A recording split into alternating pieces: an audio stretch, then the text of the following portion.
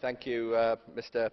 President, and good morning, Taoiseach. Welcome to the Chamber this morning. On behalf of my group, let me welcome the fact that Ireland is taking on the presidency at this crucial time. Indeed, personally, as someone who is half Irish, it gives me particular pleasure to welcome you here this morning and to give me the opportunity to wish you well.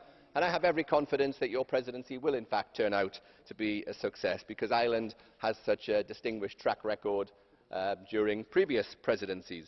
Your second presidency in 1979 saw the conclusion of the GATT agreement, which opened up international trade. Your 1990 presidency helped to reunify the continent following the fall of the Berlin Wall. And your 2004 presidency welcomed many former Soviet bloc states into the EU.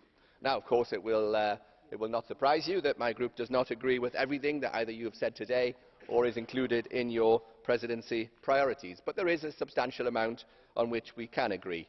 Of course, in particular, we welcome your emphasis on growth, on jobs and on stability.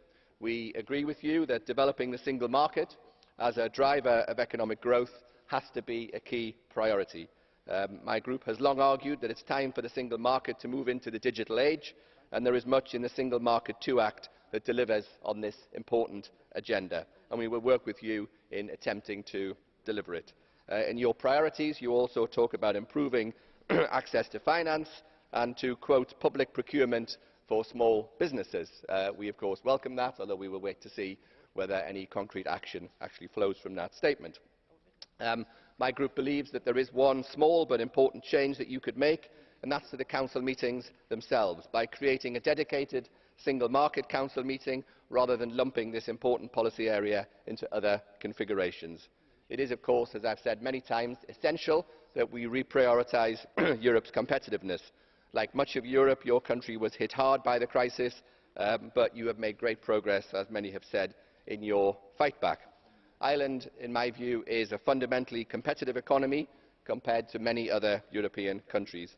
In particular, I congratulate you in having rightly fought to preserve your low corporate tax rates. Ireland should be an example to the rest of Europe. I am thinking particularly of the Socialists and President Hollande here, showing that low tax rates do lead to a more competitive economy, generating growth and creating wealth.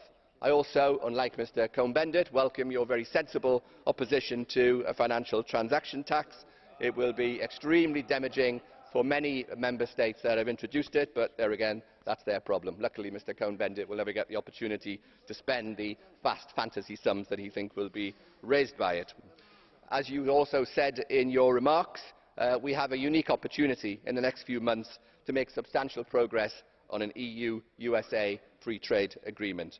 The first half of 2013 not only sees Ireland hold the presidency of the EU, it sees my country hold the presidency of the G8. I really hope that both presidencies can work hard on such an agreement to get it off the ground. It seems to have gone from a pie-in-the-sky notion to a distinct possibility in the matter of months. The benefits of reducing tariffs are incalculable both to our economies across the Atlantic, and indeed it will help to build further on the transatlantic partnership. I believe that our people in Europe want to see the EU making a difference in those areas where it can genuinely add value. What they do not want to see is more institutional navel-gazing or theological blueprints for deepening economic and monetary union. We all know, of course, that there is little willingness of any member state to shift from their entrenched positions on the Eurozone crisis, whether in the north or in the south. So in my view, it is important not to waste time and divert scarce resources trying to pretend otherwise. Taoiseach, my hope is that you will be able to return here in the summer saying that you have laid the groundwork for a more open and competitive market, for a more complete digital single market and for freer trade with our major economic partners. That indeed would be a worthy legacy of your President. Thank you very much.